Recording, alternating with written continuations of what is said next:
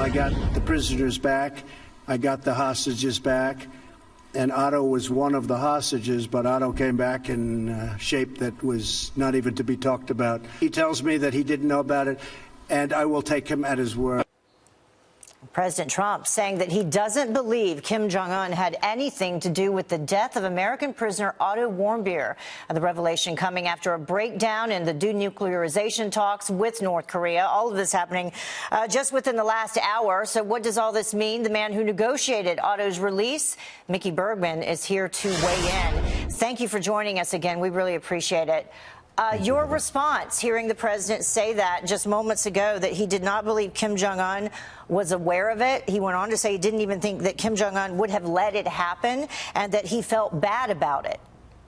Yeah, I'm not surprised at it. It might have been a little bit not clearly articulated by the president, but I think that probably what he meant is that Kim made an effort to say, I don't know what led to Otto's condition. I think that's what he means. I can tell you that after Otto came back, I had my North Korean counterparts, including all the way up to the Vice Minister of Foreign Affairs, conveying to me as well on a personal level to say, hey, we didn't know about his condition. Now, it was, the important thing about it was that they found it important enough to make that claim to me because they valued the relationship.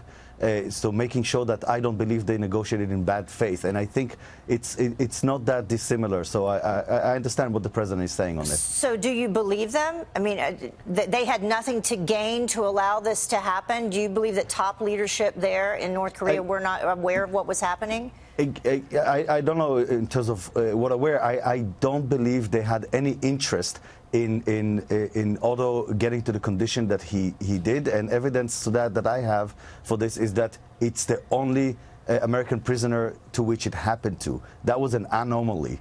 Typically, our prisoners and hostages and detainees get back more or less in one piece. Interesting, because I think this will come to as a surprise to a lot of folks hearing that today, hearing the president say that. You know, and people will say, well, he is naive in believing that because Kim Jong-un has killed his own family members. So why would he not be aware that something this horrific was happening, you know, to Otto and allow it to happen? Yeah, again, I think there's a distinction here between not being aware that it happened to saying this was not intentional. It was an incident, a mistake, somebody went wrong, whatever happened there, which we don't know what happened. The leader is saying this was not our intention. Okay. Well, in terms of what happened with the negotiations, the latest negotiations, what do you think went wrong? We are hearing that the United States went in, having become aware of apparently some other sites that they wanted to be targeted in terms of the denuclearization there in North Korea. Kim Jong-un not willing to bring those to the table, but yet at the same time wanting all of the sanctions lifted. Yeah, I think there's a couple of quick points on this, Heather. First of all, I think this is not necessarily a failure because I believe that we talked about it a couple of days ago. No doesn't necessarily mean no, it means not yet. And I think that sometimes stepping away from the table is a negotiation tactic, and I think that's what we're seeing. Number two, it's important not to get into the spiral of all is lost. Because I think that the personal relations between Chairman Kim and the president are important, and they will pay dividends and are critical.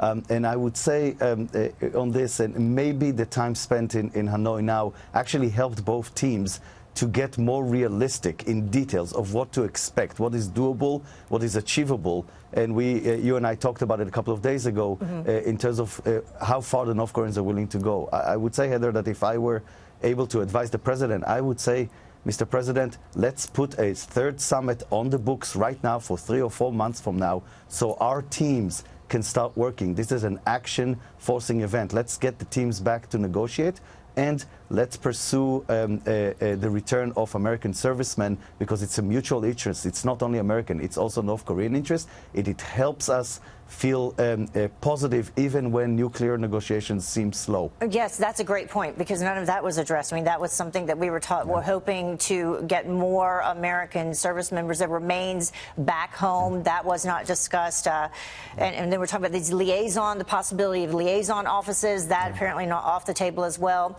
Well, we will see if he's listening to what you're saying, maybe in the next 3 or 4 months, the third summit. Mickey, thank you so much. We appreciate it. Thank you, Heather.